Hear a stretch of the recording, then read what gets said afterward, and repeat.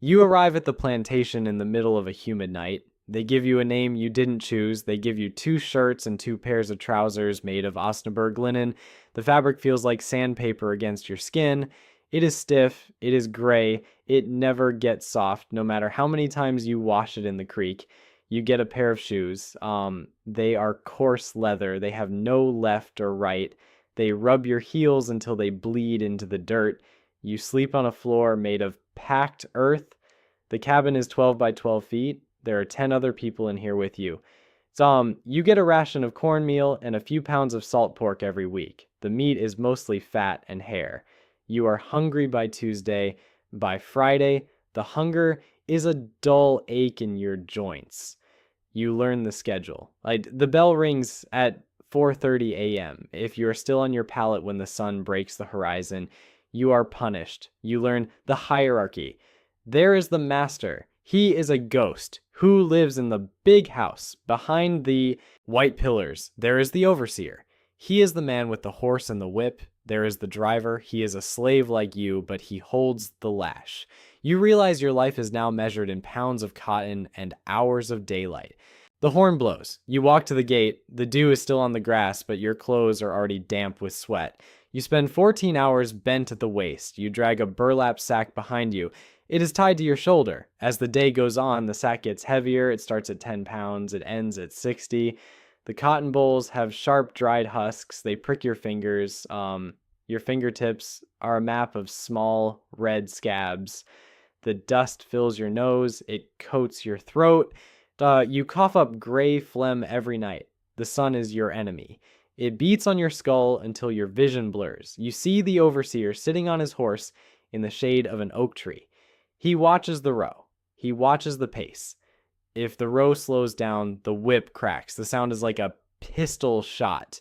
You don't look up when it happens. You keep your eyes on the white fluff. Reach, pull, drop, reach, pull, drop. You do this 3,000 times a day. Your back feels like it is being fused into a permanent curve. You lose the ability to stand up straight. You are 22 years old, but you walk like a man of 60. The workday does not end when the sun goes down. The workday ends at the gin house. You stand in line with your bag. The overseer sits at a desk with a scale. Every slave has a quota. Yours is 200 pounds. You watch the person in front of you step up. The scale reads 190. The overseer writes the number down. He doesn't say a word. The driver steps forward. The overseer nods. The man is taken to the tinned roof shed. You hear the strikes. You count them. 1, 5, 10. Then it is your turn. You heave your bag onto the hook. You hold your breath. The needle bounces. 202 pounds. You are safe for tonight. But the overseer looks at you. He notes that you exceeded the quota. Tomorrow, your quota is 205 pounds. This is the math of the system. Competence is rewarded with more work. Efficiency is rewarded with higher expectations. If you work too hard, you kill yourself. If you don't work hard enough, they break your skin. There is no winning. There is only staying level with the scale. Sometimes you're moved from the field to the house. The floors are polished wood. The air is cooler. But the pressure is different. In the field, the enemy is visible. Ikai, he is on a horse. In the house, the enemy is everywhere. You stand in the corner of the dining room. You are a piece of furniture that breathes.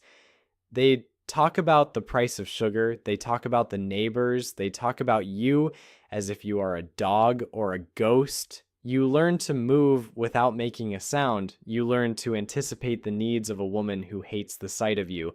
One unpolished silver spoon is a crime. One spilled drop of tea is a catastrophe. You watch the mistress. She is bored and she is cruel. She orders you to be whipped because she doesn't like the way you looked at the floor. There's no privacy here. There's no time off. You sleep on a rug outside their bedroom door. You are available 24 hours a day.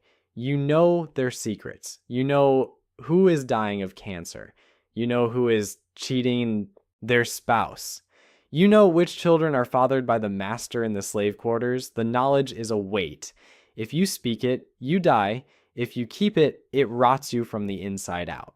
You find a woman. She works the Northfield. You meet in the woods after the evening whistle. You jump over a broomstick in front of the cabins.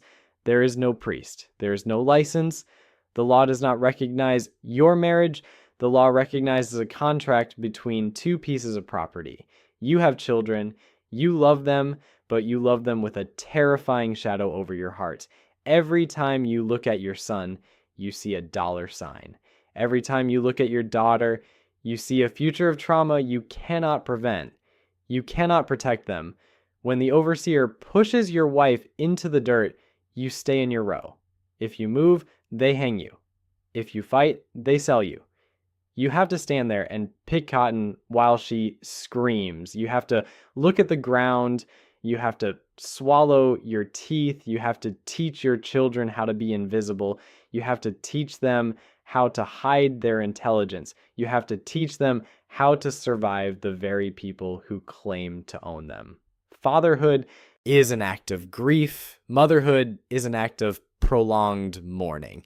One morning, the master dies, or the master gambles too much on a bad crop. The lawyers arrive. They have clipboards. They walk through the quarters. They look at the children. They mark an X next to your daughter's name. They mark an O next to yours. The carriage pulls up to the gate. A trader in a black hat gets out. He smells like rot and expensive cologne. He hands over a stack of banknotes. They grab your daughter by the arm. She is 12 years old. She doesn't cry. She is too terrified to cry. She looks at you. You are standing 20 feet away. The driver holds his hand on his whip handle. He is telling you with his eyes to stay back. The carriage door shuts. The wheels turn in the gravel. That is the last time you see her. You do not know where she went. She could be in New Orleans. She could be in Texas. She could be dead in a week. You go back to the field. The sun is still hot. The cotton is still white.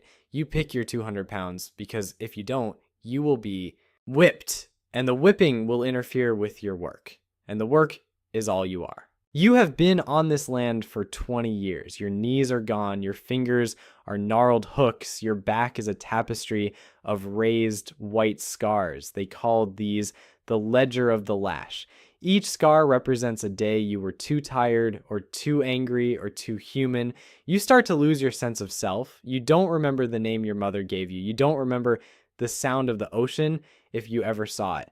The world consists of 3 miles of fence line. You see the same trees. You smell the same dirt. You hear the same bell. You are a machine made of meat. You perform the motions. You eat the cornmeal. You sleep the 4 hours. The rage that used to burn in your chest has turned into a cold, gray ash. You don't hate the master anymore. To hate him is to acknowledge he is a person. He is just a weather pattern. He is a flood. He is a drought. He is something that happens to you. You realize that your entire existence has been a theft. They stole your labor. They stole your body. They stole your children. They stole your time. They stole your capacity to imagine a different tomorrow. You decide to leave. Not because you think you will make it, but because the silence of the woods is better than the sound of the bell. You wait for a moonless night. You take a piece of salted pork and a dry crust of bread. You walk into the swamp. The water is waist deep. It is cold. It is black. The leeches latch onto your thighs. The cypress knees trip you. You hear the hounds. They are deep-chested animals bred for one purpose. They don't bark. They bay. It is a hollow, rhythmic sound that echoes off the water. You run until your lungs feel like they are filled with broken glass. You can't use the roads. You can't trust the stars because you don't know how to read them. You just move north because that's what the story said. The swamp ends. The woods begin. The briars tear at your linen shirt. You are bleeding from a dozen different places. You hide in a hollow log during the day. You hear the horses on the trail 10 feet away. You hear the men talking about the reward. You are worth $300 dead or alive. That's more money than you've ever seen. That's the price of your skin. You realize the entire world is a trap. The patrollers are out there. The poor whites who have nothing but the pride of not being you are out there. The dogs are out there. The cold is coming. They find you. Maybe a farmer saw you crossing a creek. Maybe the dogs caught your scent on a low-hanging branch. They don't kill you. You are worth too much to kill. They tie your hands to the horn of a saddle. They make you walk back. The horse trots. You have to run to keep from being dragged. You arrive back at the plantation at noon. They gather everyone. They want them to see. They want them to smell the fear on you. They tie you to the starting post in the middle of the yard. They strip the shirt off your back, is the shirt they gave you. The Osnaburg linen.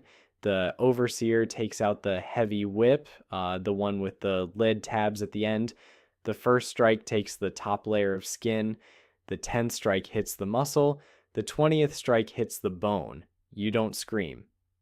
You lost your voice in the swamp. You just hang there.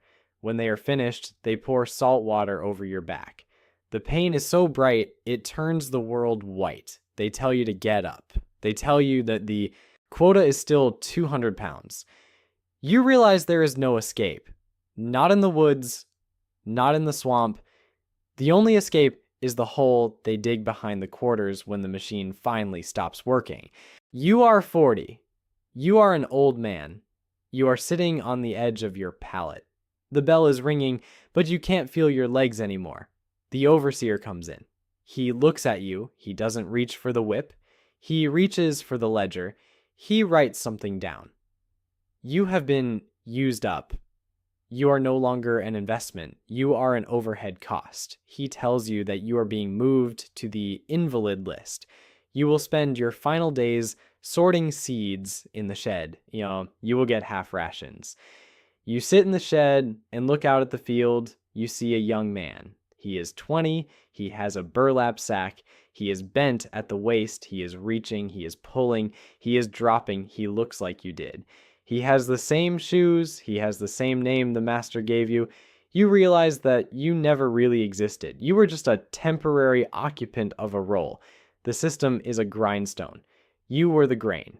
The grain is gone, but the stone keeps turning. The sun goes down. The horn blows. The line forms at the gin house. You close your eyes and listen to the weight hit the scale. 190, 195, 200. The math continues without you. You wait for the dark.